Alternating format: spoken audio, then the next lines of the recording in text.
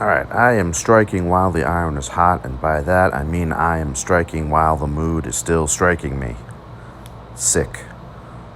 Thus, as said. Yeah, so just gonna try and bang out the last 3 GAC videos.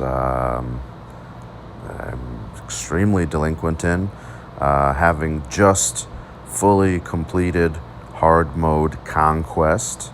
I'm riding that high a little bit and figure why the fuck not? No time like the present.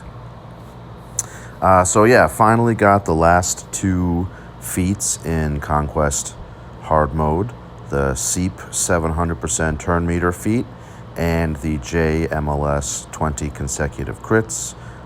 Each of those victories have their own separate video. I would have put them together, but I had all but given up on the JMLS one until I saw something in our Maw Conquest guild chat. And I was like, oh shit, let me go do this real quickly. Literally got it on, actually the second try, because I was having a little bit too much fun and I actually fucked myself up. But yeah, it is doable if you have the right data disk set. I did get a question about the C attacking out of turn however many times feet. I'm pretty sure I used IT for that one. I can't remember off the top of my head, but I know I beat SEEP with IT. And it definitely helps if you have booming voice. If you have the booming voice 4-dot data disk, you will accomplish that very, very, very easily. Booming voice is anytime the leader does anything on their turn, everybody assists. So nice and easy. This GAC is against Captain P. Captain P is absolutely incredible in modding, in team makeup, in theory crafting. So no surprise and not even butthurt that I lose to Captain P because, like I said, he is incredible. This was actually the first GAC battle of the season. So I started out with a loss, but I don't mind losing to a guildie like Captain P because he's savage. Yeah. So I was thinking about it, and I said it in my guild chat. I really hope that CG change up the next Conquest, because if they don't, then I'm not going to have fuck all to make videos about except GAC again. And then I worry about falling back into that whole 1 video a week thing, which is sad and depressing.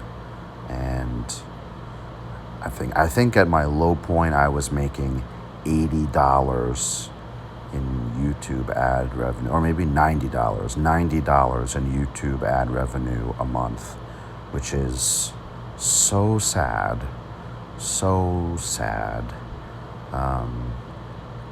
It actually did keep my out-of-pocket expense at near zero for a good long while, this last month notwithstanding, with Dark Trooper and Bo-Katan.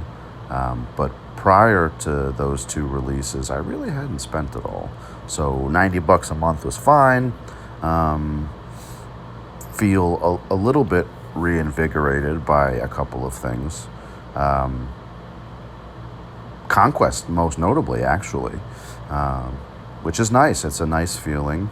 GAC still takes the wind out of my sails, even though I regularly make Kyber. It's just it's the monotony of doing the same shit over and over again just really gets to me. But yeah, so I really hope CG mix up the next Conquest. Otherwise, it's going to be boring. And then there's going to be no reason or need. I guess that becomes Neeson when I must be having a stroke. It's the second time that I've misspoken today. yeah, there'd be no reason or necessity to refresh crystals. There really isn't a necessity to refresh energy now in Conquest because you have the full 2 weeks. You don't need the full 2 weeks, really, if you play smartly and not recklessly and cavalier like I do. Dude, if I time out on this, I can't remember if I time out on this, but I'd be really annoyed if I do. What a slow nest. I think I do time out on this. Holy shit. What? Oh, that's right. I totally forgot that the game froze on me. Yeah, that's right. I totally forgot that the game actually froze on me. That's not the video. That's not a product of iMovie or byproduct of iMovie. The game, in fact, did freeze on me when I was doing that battle. I totally forgot about that. That's what happens when you don't do a voiceover for a video that you recorded a month and a half ago. So, whatever. Don't care. So clearly this GAC just goes to shit. But what you gonna do? Yeah, so really hope CG mix up Conquest next time around. Or else yours truly is going to be bored. I do love those max reward chests, though. They are very satisfying. Very, very satisfying. I love getting Zetas. I love getting slicing mats. I love getting Razor Crest shards. So, all good things.